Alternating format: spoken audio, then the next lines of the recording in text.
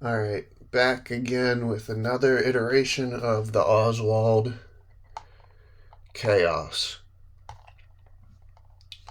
So, working on a slightly different build here. Um, the legend Artabax commented on my last video, and of course he had something extremely intelligent to say, which is Bellwether would be great in a deck that's dumping ink into its inkwell. So, this is a version of the Oswald deck that um, is less solitaire and a little more um, interactive with your opponent. I haven't play tested this one yet. I just put it together, but I just wanted to make a video about it and see what people thought about it. So I'm sure as a lot of people have heard or have seen or have play tested, Sail the Azurite Sea is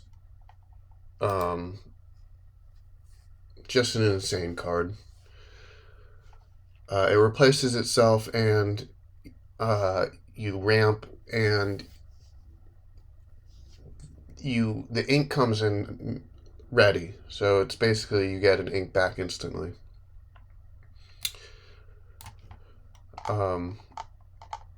So this deck is like really well. Obviously, it's still riding heavily on dumping ink into your inkwell, but this deck, the other thing this deck wants to do is banish items, okay? Which is kind of cool because, like, if your opponent's strategy is going to be to banish your items because your items deck, you'll get a huge payoff off of it. But the way you're doing, the big payoff from that is the Tinkerbell.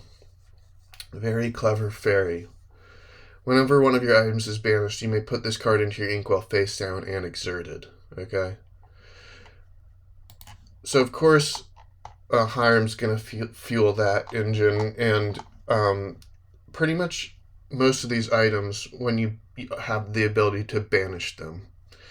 So this is really great because you're getting payoff when you banish them. So Oswald's triggering, Cheech is triggering, and say you want these triggers and you're out of cards in your hand. Well, that's okay because you can still get them to trigger by dumping things into your inkwell that are on the field already, right?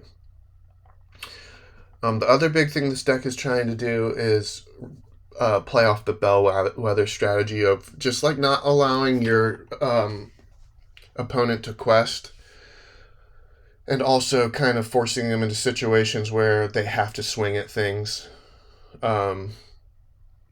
Especially if you've like made their whole board have to swing, then they kind of have no choice. Like they might be able to sing a song with one of their creatures or even two, but then that third creature is going to have no choice but to swing into whatever you've left tapped on the field, right? So I included 2 Jasmine as well because she has the option of exerting chosen damaged character or just giving something reckless. So we have 6 ways to give things reckless. And of course, Bellwether gets multiple triggers per turn, which is insane. This card, Artabax was absolutely correct. This card is absolutely insane. It's bonkers. Even in a deck where you're inking once a turn, it's good. In a deck where you're inking 2 or 3 times a turn, it's insane. So much control. Let's see. So the beast is in here kind of so you can play offense or defense. He can quest big, or he can hack things down, heal him up, hack things down. Or you can pop metal heroes on him and he quests for a ton, and then you swing into something, untap him. He's got a lot of options how to play him. And then Babel is just an experiment because if you're giving things reckless and you're ramping and you already have this bell, then decks that are dumping their hands, yeah, you might not be able to strip their hands, but decks that are drawing like crazy, you're absolutely going to be able to strip their hands with this bell.